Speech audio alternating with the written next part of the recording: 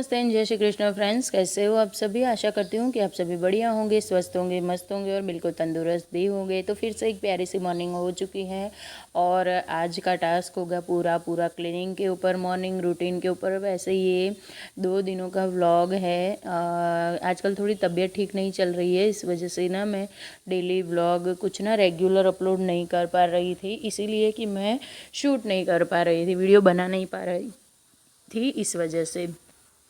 तो आज का बस वही मैं आप लोगों को कहना चाहती हूँ कि आज का टॉपिक है कि बच्चे जब स्कूल चले जाते हैं उसके बाद जो ये किचन का हाल होता है ख़तरनाक वाला, भयानक वाला, उसको सिर्फ 10-15 मिनट में कैसे क्लीन करें।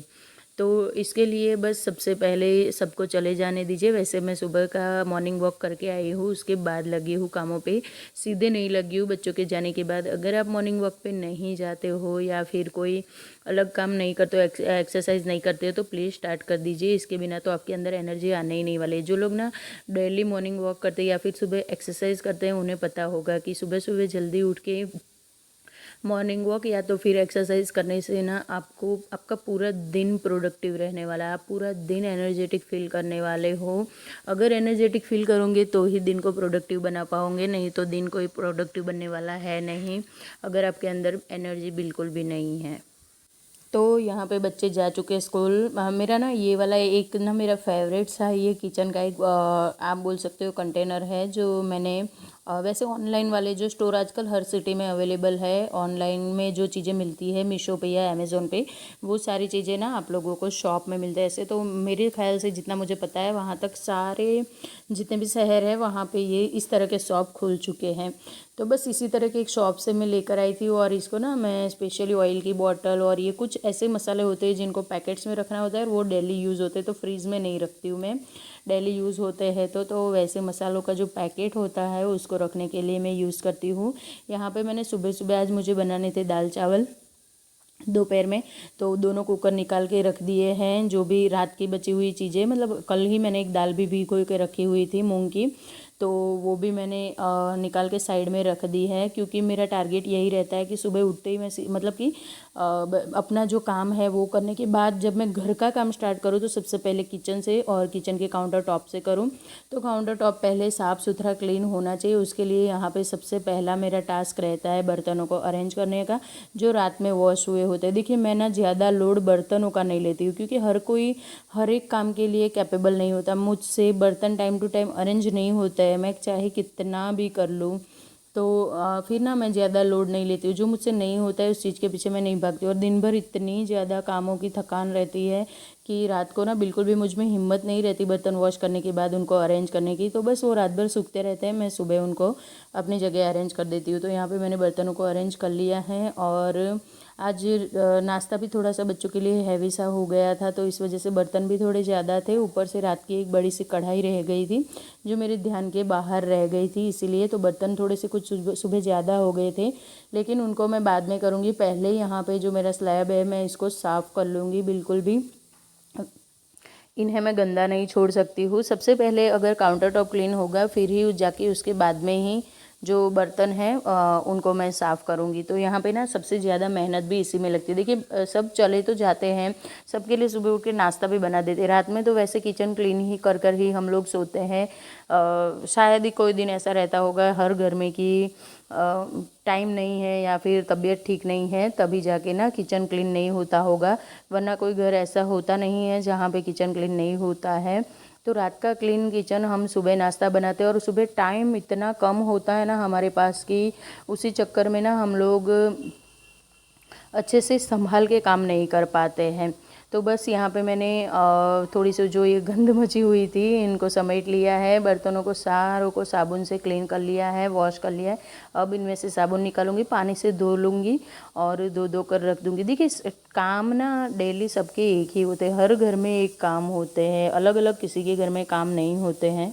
लेकिन ना हर किसी का काम करने का तरीका एक अलग ढंग का होता है। कभी कभार हम लोग ना क्या करते हैं, सुबह सुबह लेके फ़ोन लेकर बैठ जाते हैं और इसमें इतना ज़्यादा हमारा टाइम चला जाता है कि न जाने कब शाम हो जाती है और हमारे काम धरे के धरे रह जाते हैं और फिर हम फ्रस्ट्रेट हो जाते हैं, गुस्सा करते हैं, बच्चों के ऊपर गुस्सा करते हैं, घर में किसी के सबके ऊपर चिड़चिड़े से रहते हैं। इसका रीज़न यही होता है कि हम लोग टाइम से काम नहीं निपटाते। तो सुबह उठ के बिना मैं बिल्कुल भी टाइम वेस्ट किए अपनी क्लीनिंग में लग जाती हूँ, क्योंकि क्लीनिंग तो देखिए हमारी ज़िंदगी का सबसे इम्पोर्टेंट पार्ट है। अब यहाँ पे जैसे ही किचन क्लीन हुआ, मैंने सीधे दाल चावल को चढ़ा दिया है। दाल बॉईल होती रहेंगी, चावल अपने आप पकते रहेंगे, तब तक मेरी सारी साफ़ सफाई, नहाना धोना ये सब हो जाएगा। और उसके बाद ना मैंने कुछ भी शूट नहीं किया था, साफ़ सफाई वाला नहीं हो पाया था मुझसे इस दिन को। तो मैंने फिर नहाने के बाद फिर सीधा मैं आप लोगों से मिल रही हूँ यहाँ पे किचन में ही।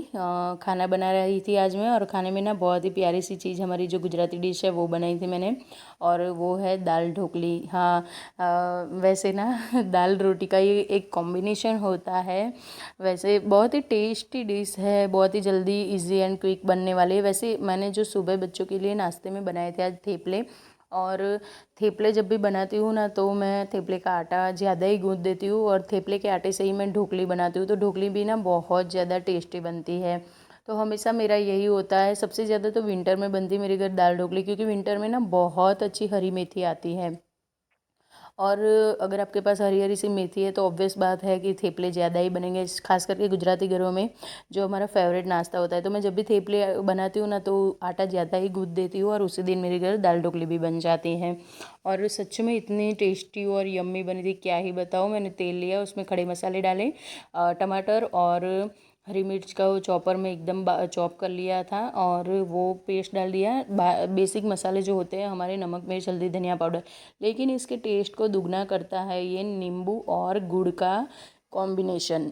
वैसे आप लोग सोचोगे कि यार गुड़ डालने से तो मीठा हो जाएगा, बिल्कुल भी नहीं, मीठा बिल्कुल नहीं होता। मसाले थोड़े तेज़ होते हैं, नमक मिर्च सॉरी नमक नहीं, मिर्च और मसाले जो गर्म होते हैं वो थोड़े से आपको बढ़ा देने हैं नॉर्मल दाल से।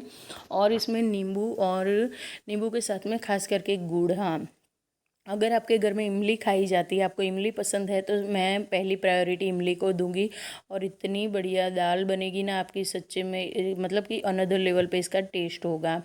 और बस यही एक मतलब कि सीक्रेट होता है कि मेरे घर में ना हर कोई खुशी खुशी दाल ढोकली या फिर गुजराती दाल जो हमारी बनती है ना, वो बहुत ही ज़्यादा पसंद करते हैं। इवन मेरे बच्चे तो ऊपर से नींबू डाल डाल के खाते हैं। मेरे घर में ना स्किन का थोड़ा सा प्रॉब्लम रहता है सब, मुझे और अंशु को, तो इसीलिए मैं ना खट्टी वाली इमली कम यूज़ करती हूँ, इमली की जगह पे नींबू यूज़ करती हूँ। अदरवाइज़ जो इमली का टेस्ट आता है ना, वो तो नींबू का नहीं आता है। यहाँ पे बस इसी तरह से रोटी को बेलना है, चाकू की हेल्प से छोटे छोटे से कट लगा देने हैं खड़े। और वो वाले हस्बैंड अब उठे थे, 1 बजने वाला है, बच्चे आ गए हैं स्कूल से, और आज मुझे थोड़ा लेट हो गया था, क्योंकि सोचा कि गरम गरम बनाओ, तो बच्चों के आने के बाद बनाया था। पीछे दोनों के इतना परेशान कर रहे थे कि चिल्लम चिल्ली बिल्कुल मेरी चल रही थी, बहुत डांटा था, अच्छे से डांट लगा रही थी, क्योंकि युग का ना नया नया ट्यूशन लगा है, मैंने फिर से चेंज किया है ट्यूशन। तो स्कूल से आते ही सीधे उसको ट्यूशन जाना होता है। तो अब बच्चे हैं, स्कूल से आके सीधा तो रेडी हो गए नहीं ट्यूशन जाने के लिए, बहुत परेशान करते हैं। तो थोड़ी उसके पीछे ही मैं चिल्ला रही थी, और सच्ची में उस दिन उसने बहुत ज़्यादा लेट कर दिया। अब मैं आप लोगों से मिल रही हूँ दूसरे दिन मॉर्निंग ब्रेकफास्ट के टाइम पे। तो ब्रेकफास्ट में आज बच्चों का सुबह का नाश्ता, आजकल मेरे घर में ये बहुत ज़्यादा हो रहा है, बच्चे अलग लेके जाते हैं, हस्बैंड के लिए अलग बनता है। क्योंकि होता ही है ना कि हस्बैंड नाश्ता करते नहीं, और जिस दिन मैं उनके लिए नाश्ता नहीं रखती हूँ ना, उसी दिन उनको चाहिए होता है।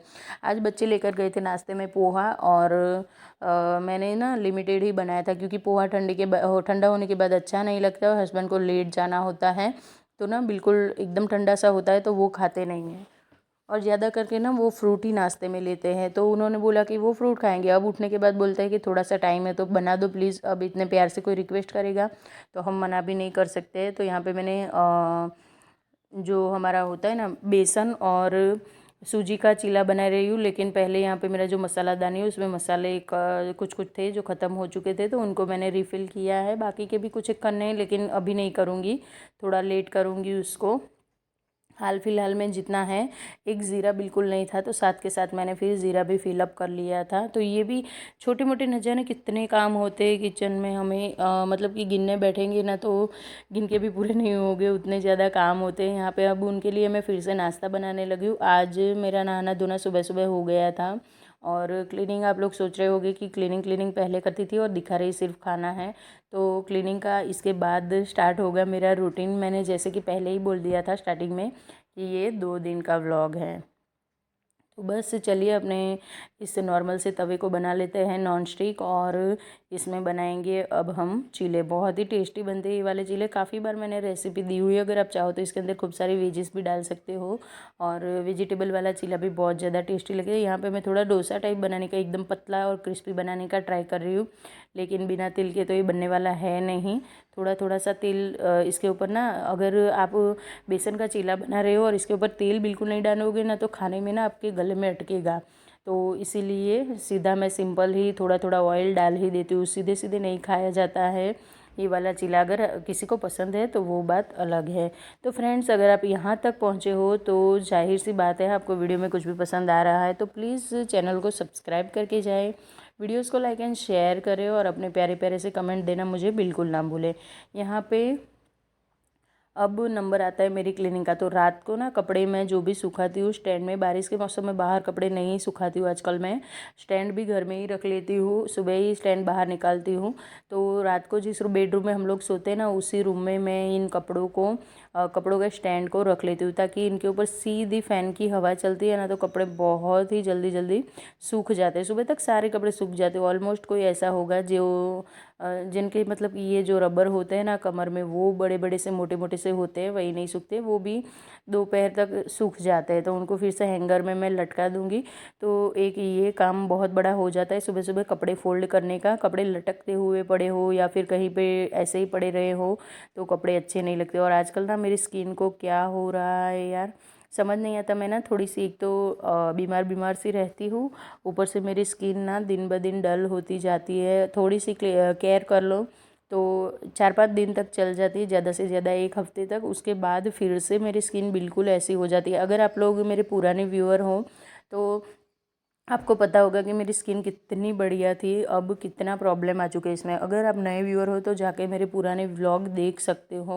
इवन मैंने अभी भी हाल फिलहाल में कुछ दिन पहले ही अपना जो होम टूर वाला व्लॉग था उसको फिर से लिंक मैंने दिया हुआ था मेरी कम्युनिटी में, तो आप कम्युनिटी पोस्ट में जाकर भी देख सकते हो वो वाला व्लॉग। की मेरी स्किन आज से सिर्फ एक साल भी नहीं यार, 5-6 महीने पहले कितनी बढ़िया थी, और आजकल पता नहीं क्या हो रहा है।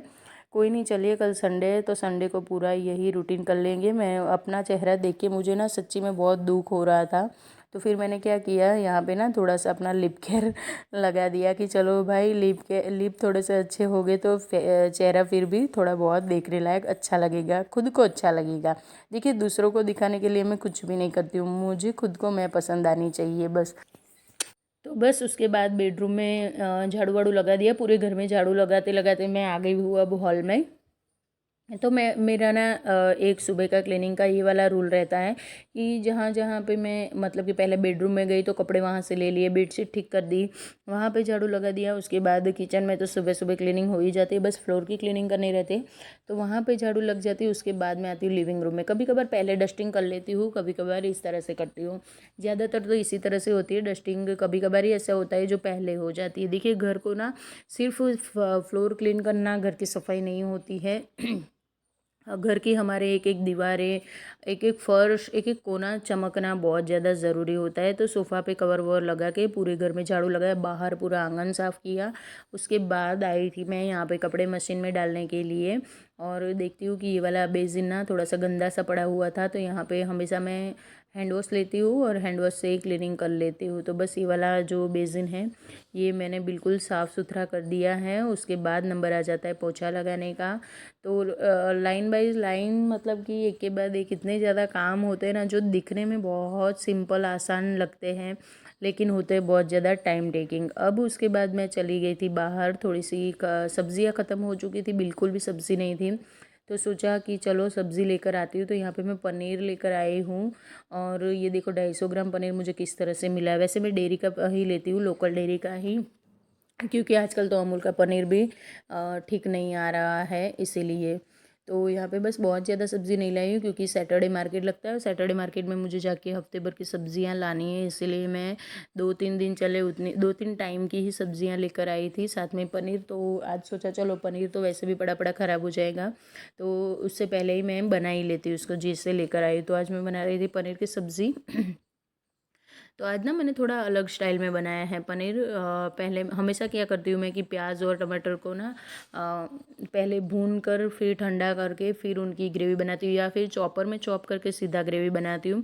आज थोड़ा मैंने अलग स्टाइल में बनाया। मैंने क्या किया, सीधे ही प्याज को 4 मीडियम साइज़ के प्याज लिए, उनको मैंने सीधा मिक्सी में पीस लिया है। और उसके बाद यहाँ पे तेल गरम हो रहा है, तब तक मैं ये जो पनीर है उसको काट के रख दूँगी। पनीर को पहले मैं फ्राई करके बनाती थी, लेकिन अब मैं फ्राई नहीं करती हूँ। अब यहाँ पे तेल गरम हो चुका था, तो गर्मा गर्म तेल में मैंने राई ज़ीरा का थोड़ा सा तड़का डाल दिया है, और प्याज के साथ ही मैंने लहसुन की भी पेस्ट बना ली थी। तो वो पेस्ट डाल देंगे तेल में, अच्छे से इसको गोल्डन ब्राउन रंग का होने देंगे। इस बीच में मैंने डाल दिए थे इसमें जो हमारे बेसिक मसाले होते हैं, वही नमक, मिर्च, हल्दी, धनिया पाउडर, गरम मसाला। और जो पनीर का मसाला है वो ग्रेवी पक जाने के बाद मैं सबसे लास्ट में डालने वाली हूँ। उसके बाद यहाँ पे मैंने 2-3 टमाटरों का भी पेस्ट बना लिया था, इसको भी मैं डाल दिया। एक के बाद एक चीज़ें डालने के बाद ना सब्ज़ी का कलर इतना बढ़िया खिल के आ रहा था ना कि क्या ही बताऊँ। कोई नहीं, चलिए यहाँ पे बस ग्रेवी एकदम पक कर रेडी थी, तो मैंने सीधे पनीर डाल दिया है। पनीर को फ्राई करने से ना सब्ज़ी हैवी हो जाती है, टेस्ट तो बहुत अच्छा आता है, लेकिन सब्ज़ी बहुत ज़्यादा हैवी हो जाती है और फिर डाइजेस्ट होने में प्रॉब्लम होता है। और अभी तो मानसून का सीज़न है वैसे भी, तो इस सीज़न में तो बहुत ज़्यादा प्रॉब्लम हो जाती है। तो फिर मैं सीधे ही डालती हूँ। अब ऊपर से मैंने 1 क्यूब पनीर का रखा हुआ था, इसको मैं ग्रेट करके अच्छे से सब्ज़ी में डाल दूँगी, ताकि ना एकदम पनीर पनीर से सब्ज़ी लगे, बिल्कुल भुर्जी वाला भी टेस्ट आए, पनीर टिक्का वाला भी टेस्ट आए, दोनों टेस्ट साथ में आए।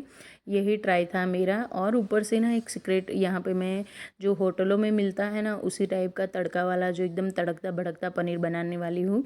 तो उसके लिए ना मैं आपको मेरे साथ बने रहना पड़ेगा। पहले तो थोड़ी देर के बाद बताती हूँ क्या करना है। पहले यहाँ पे मैं डाल दूँगी धनिया, और धनिया भी अभी फ्रेश ही लेकर आई थी सब्ज़ी के साथ ही में, तो बस ये डाल के मैंने चला लिया है। अब यहाँ पे मैंने तड़का पैन में लिया है घी, उसमें डाला है ज़ीरा, आप चाहो तो थोड़ी सी हींग डाल सकते हो, और मैंने लहसुन की चटनी डाली है। जो लहसुन की चटनी हम लोग खाते हैं ना घर में, वो वाली लहसुन की चटनी डाली है। और अच्छे से चटनी को भून के मैंने सब्ज़ी में डाल दिया था, और क्या सब्ज़ी में